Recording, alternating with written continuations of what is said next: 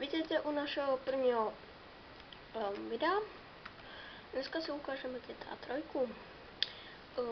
Kdybyste si to chtěli stáhnout, protože já jsem si to stáhl, tak si dejte GTA 3 download. Je to video, dám ho tak za 2 dny a dáme si tady nastavení hráče. Máte tady 2 skiny. Máte tady starého Clouda Speeda a nového, jak kdyby mladého, se dá říct. Takže já si dám toho mladého. Zpět.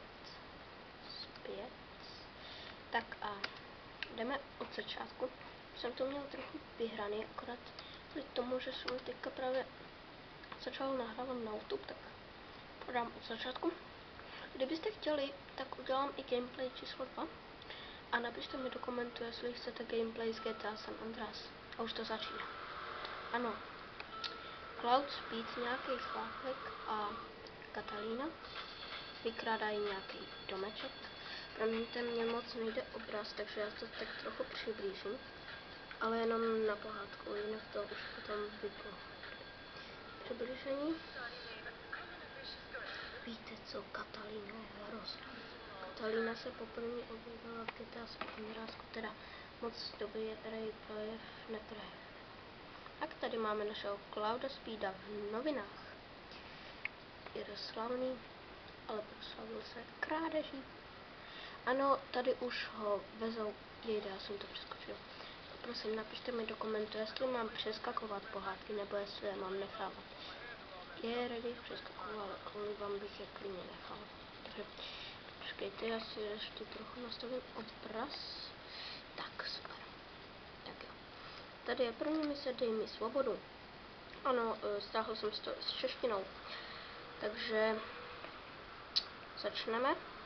Jedeme a jejda, to už jsou poldové a jdou už vyšetřovat. To snadno. Ano, asi nevíte, co se stalo na začátku, ale oni tam nějací teroristi mě zachránili z toho auta, z toho vozidla, dá se říct. A teďka já jdu s 8ballem do nějakého úkrytu.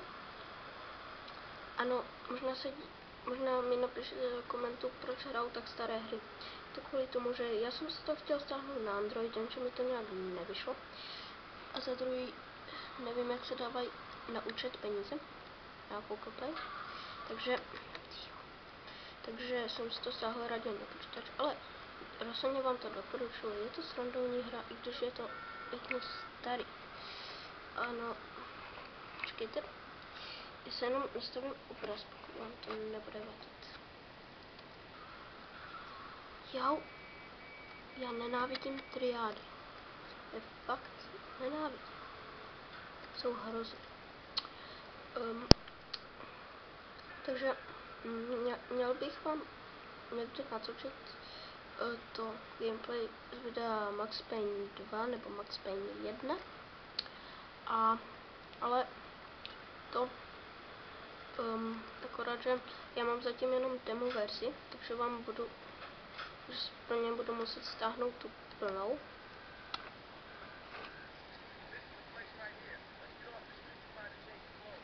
Počkejte.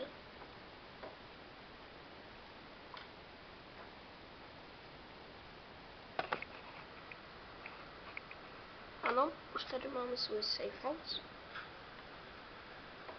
A garáž. Jo.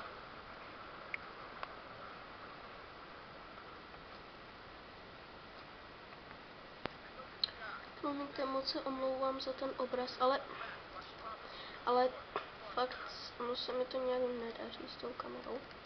Takže zkusím později nastavit lepší obraz. Ale zatím to nechám tak, jak to je. Možná, že by to ulevilo, pokud by jsem asi vypl tady tohle světlo. Jenže to by jsem se bál, já se v noci bojím. Strašně. Jo.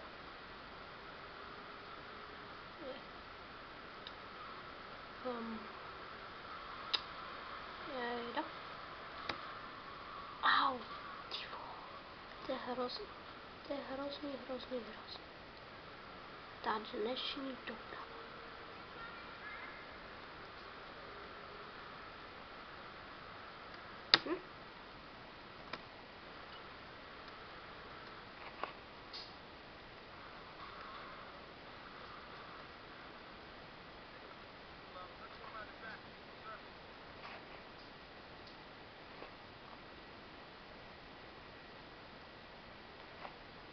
už začíná první mise.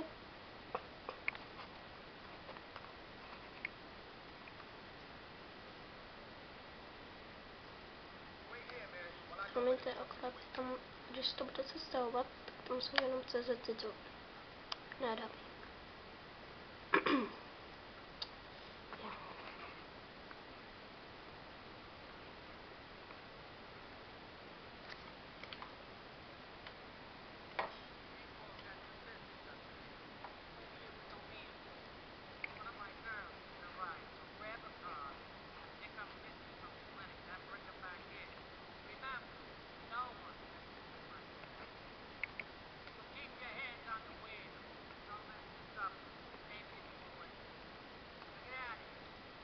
Jo, pěkně naštvaný, že? Nevím, odkud to vzal. Ano, ještě bych vám chtěl dát jeden oznam, že nebudu celou hru cheatovat. Akorát udělám výjimečný díl, kde právě budu cheatovat. Ale já nejsem cheater, takže já si to udělám tak. Takže prostě já si to zasejfnu, potom si to loadnu zpátky, když si použiju pár těch cheatů. To by mi stejně potom nešlo to zasejfnout, proto tak nejsou cheat. Cheat, asi nevíte, co to v překladu po anglicky znamená cheat. Znamená to podvod a já podvody nerad.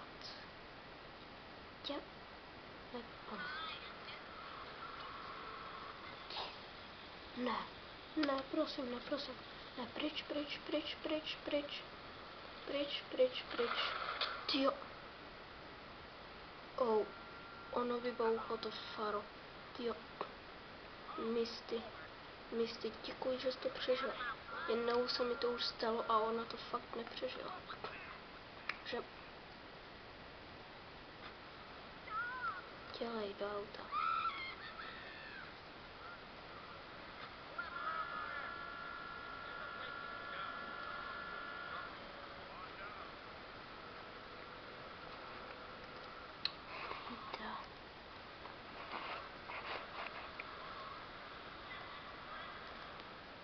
Promiňte, když tak si to přetočte, já akorát musím nasvětlit tak, aby byl lepší obraz. Jo, je to lepší, aspoň trochu.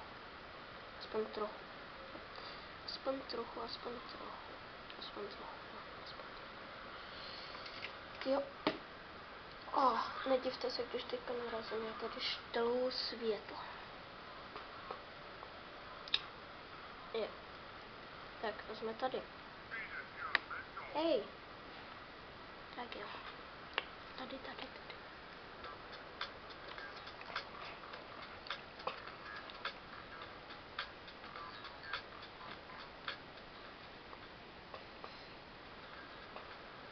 Promiňte, občas mi to San Andreas, když znovu budu dělat gameplay, bude trošku sekat, protože já mám notebook zatím. Já mám měla koupit lepší počítač, ale jakože zatím mám notebook zatím, že jo. Ovšem budu dělat i videa z PSP, tím myslím gameplay. A já si teďka jdu vykradnout banku, počkejte, jsem už, jo. Rozrazím sklo, vyjdu z auta a vezmu si penízky.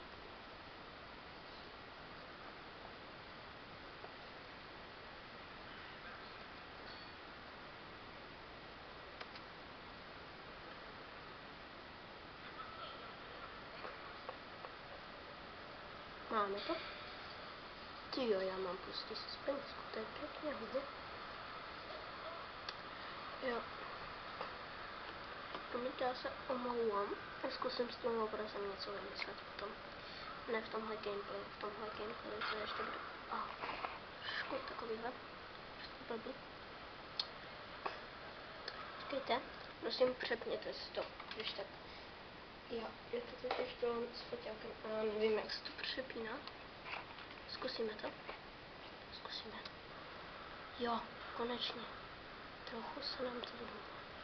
Akorát vás varuju, že v té verzi nepůjde tam rádio. Takže některý to může štvat, některý zase ne. No. Takže já jsem si dala zásadu, že každý gameplay bude mít 12 minut. Takže za 2 minuty už skončím. Akorát si vezmu tohle luxusní fáro. Ale fakt, já zkusím s tím obrazem něco vymyslet. Počkejte chvilku. Se fakt strašně omlouvám, ale ta moje lampa mě fakt dorazí. Snad to bude lepší. Jo, lepší a 100krát. Má to už 11 minut, poslední minuta. Akorát já čmajznu v to fáro. A potom si to zasejfuju. Tohle nebude mít přesně 12 minut. Co teď ještě musím zasejfovat, takže to bude trvat trošku díl. Takže já teď půjdu do domečku, zasejfuju si to. Ano, tohle auto najdete jenom na druhém ostrově. Že tady to můžete najít za tím sklem, jak jste to teďka viděli. Jo, to mi připomenulo, že se ještě mám učit češtinu. Což je pěkně blbý. Já školu nerad. Kdo se mnou souhlasí, ať to napíše do komentu. Tak je oborové, to já nerad. Co tady dělají vojáci? Počkat. Si akorát změním pohled. Tyjo, počkat. Ty boho, já si můžu dát pohled jak... Počkat, to je úplně pohled jako z GTA 1. Tyjo, tak to je něco. Já mám GTA 3 plus GTA 1 v jedno. A dokonce stáhnutí. Zadar.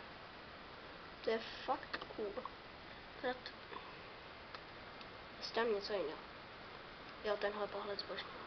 Dávám furt Mafii, kterou bohužel hraju jenom u mýho strajdu, protože tady mi to nejde, že jo, tak jestli to dám do garáže, má to 12:44, možná, že to ještě stihnu za těch 12 minut.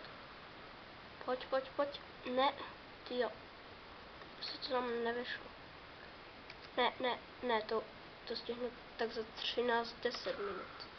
Ale tak jo, to je všechno pro tento gameplay. Já si to jdu zasejfovat a jo, ano. No. Tak to je všechno pro náš gameplay. Takže čau.